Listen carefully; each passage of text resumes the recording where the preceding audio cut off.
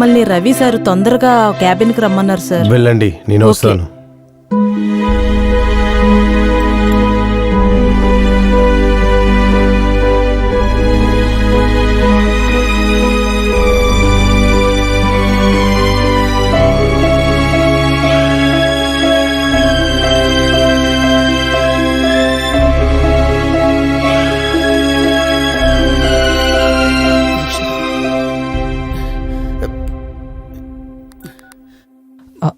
Hello doctor.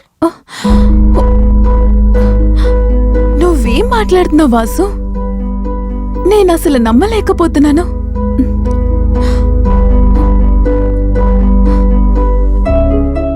నువ్వు బాధపడకు, నేను మేనేజ్ చేసుకుంటాను.